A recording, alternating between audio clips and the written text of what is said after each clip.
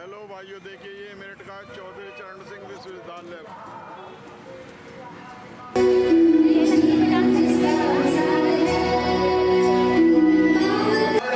प्रजावत्सल पधारराव होलकर अपने परिवार सहित शिलान्यास स्थल पर पधार रहे हैं।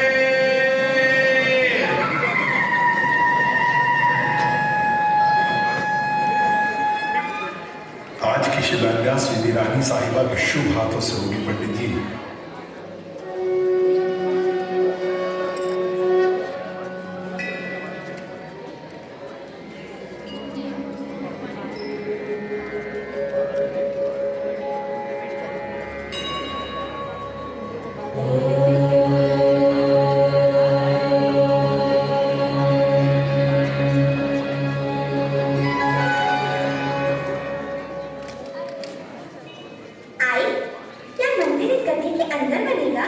अगर रहेगा इसके ऊपर आधारशिला रखी जाएगी, फिर उसके ऊपर मंदिर बनेगा।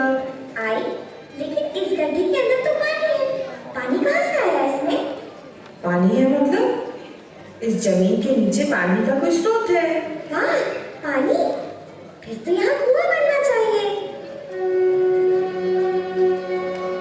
पूजन विधि संपन्न हुई। शुभ मुहूर्त में आधारशिला को गड्ढे में रख दीजिए। रुकिए, आप ऐसा नहीं कर सकते। इस गड्ढे में तो पानी है, तो यहाँ मंदिर की जगह कुआं बनना चाहिए। यहाँ मंदिर का शिलान्यास हुआ है, मंदिर तो यही बनना चाहिए। पुजारी काका, लेकिन हमारे गांव में एक भी कुआं नहीं है। कुआं नहीं तो क्या हुआ, नदी तो है। पानी तो सभी को मिल ही जाता है ना। नदी तो है काका, लेकिन कोसों दूर। गांव की महिलाओं को पानी लाने में बहुत श्रम होता है और समय भी बहुत लगता है। अगर यहाँ कुआं बन गया तो गांव वालों को, जानवरों को, पेड़ पौधों को, सबको पानी मिलेगा।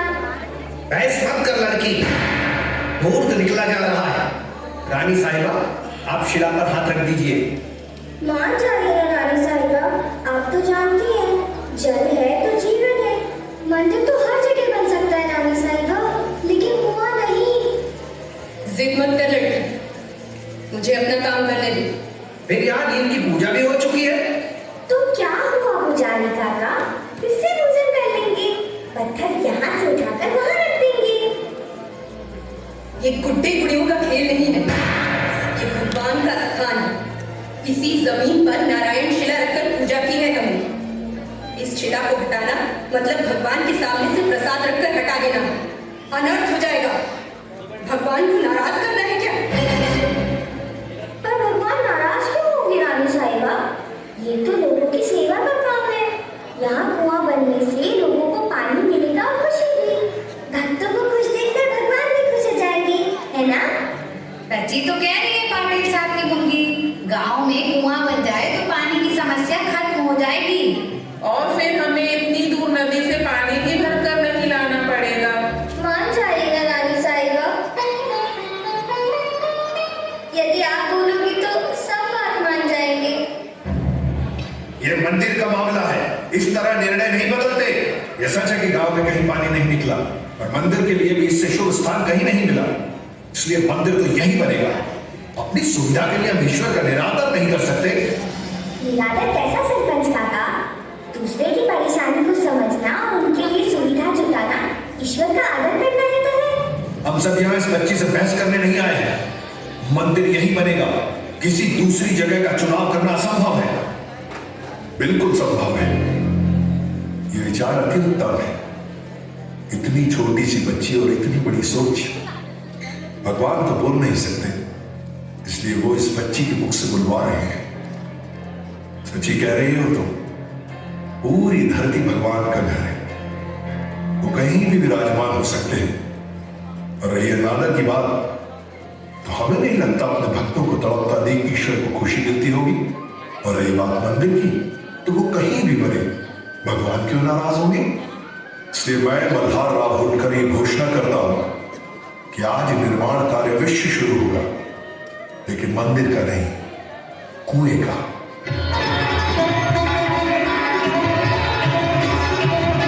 महाराज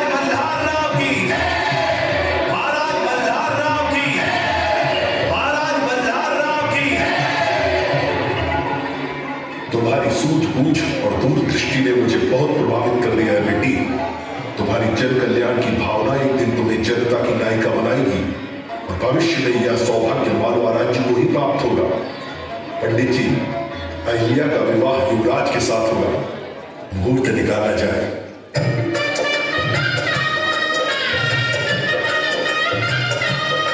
रानी अहिल्या की, रानी अहिल्या की, रानी अहिल्या की। महाराज होलकर जी के प्रेम और विश्वास के कारण रानी अहिल्या मालवा राज दरबार की प्रमुख पदाधिकारी बन गई। अहिल्या द्वारा स्थापित हथकरघा केंद्रों से मालवा के व्यापार और समृद्धि को बढ़ावा मिला। जनता और राज दरबार दोनों में अहिल्या की लोकप्रियता बढ़ गई। वो संपूर्ण मालवा वासियों के दिलों में राज करने लगी।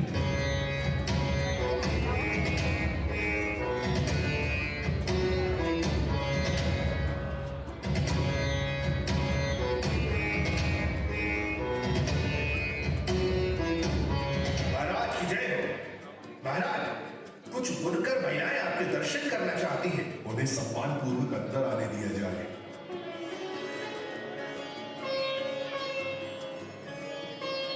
महाराज की जय हो।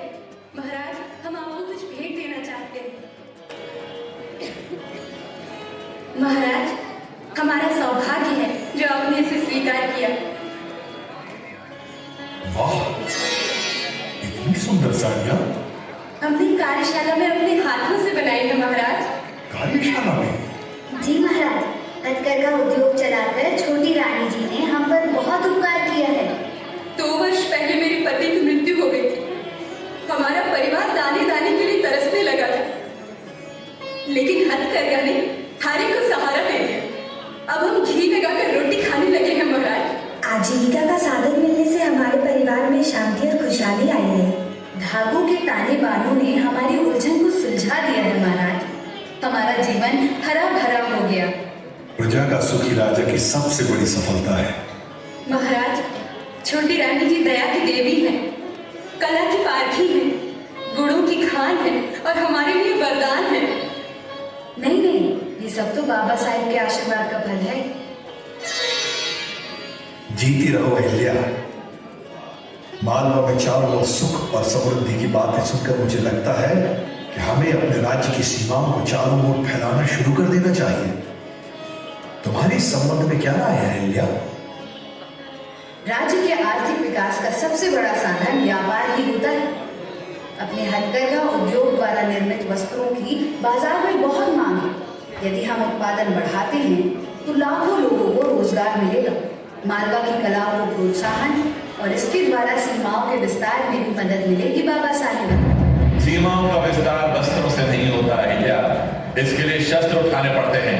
शस्त्रों से सीमाओं को तो जीत सकते हैं युवराज जी, लेकिन दिलों को जीतने के लिए तो लोगों को आय के साधन उपलब्ध कराने होंगे।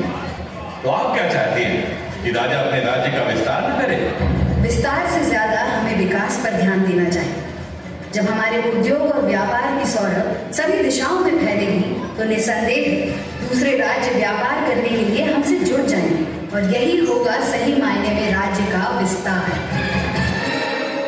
प्रजा से अलग राजा की अपनी एक दुनिया, उसके शौक और महत्वाकांक्षाएं भी होती हैं। अपनी प्रजा की सुरक्षा के लिए शस्त्र उठाना एक राजा का कर्तव्य है, किंतु शौक और आदत के वशीभूत होकर तलवार चलाना अपराध है। तो क्या आप हमें अपराधी घोषित करना चाहती हैं अहिल्या? बिल्कुल नहीं, हम तो सिर्फ सत्य से साक्षात्कार कराना चाहते हैं। इतिहास साक्षी है इस बात का, आज तक तलवार की नोक पर ही साम्राज्यों का विस्तार हुआ है अहिल्या। इतिहास इस बात का भी साक्षी है युवराज। राजा महाराजाओं ने हथकरघा, हस्तशिल्प और कलाओं को बढ़ावा देकर अपने व्यापार को फैलाया और दूध में शक्कर की तरह संस्कृतियों के सम्मिश्रण से साम्राज्य का विस्तार हुआ। मानचित्र में तो विशाल साम्राज्य बहुत अच्छा लगता है खानेराम, किंतु साम्राज्य की विशालता उसके क्षेत्रफल से नहीं, प्रजा की खुशहाली, सुरक्षा और उनके जीवन स्तर से तय होती है। प्रजा को सुखी और सुरक्षित किए बिना कोई भी साम्राज्य टिक नहीं सकता। तुम्हारा कहना उचित है अहिल्या। बाबा साहेब, आशीर्वाद दीजिए।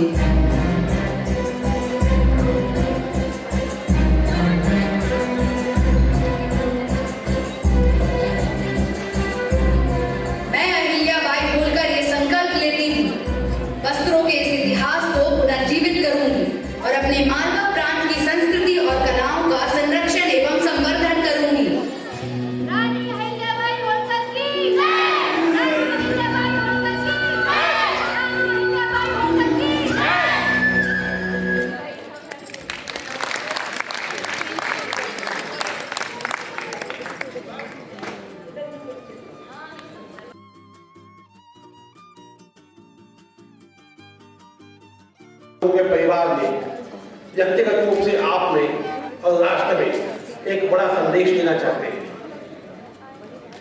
नाटक सब अभी भी नहीं है, उधर है बाकी के आगे।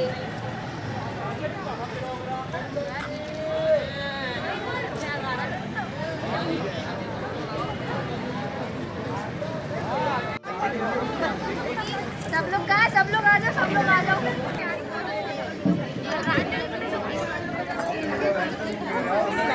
अरे बहुत भीड़ हो रही है।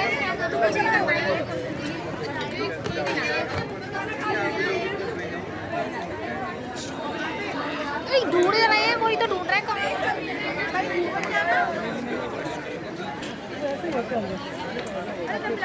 फिर डाल देंगे ना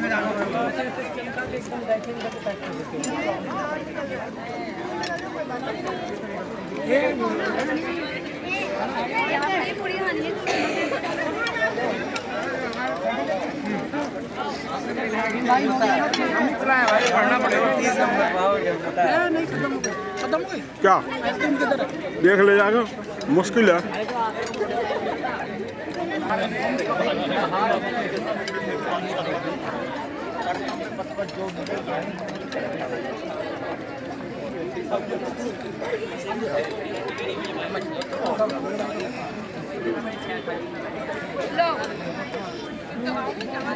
लेके आओ।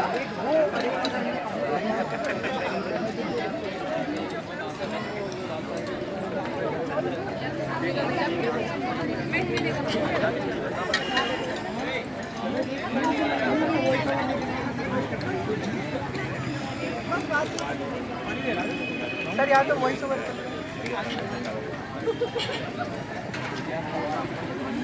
अरे बताइए, अरे नहीं, घुमाने भैया नहीं आएंगे, जो दूसरे वाले आएंगे, ये तो चाचा भैया है ना, भैया ऐसे ऐसे खड़ा होना है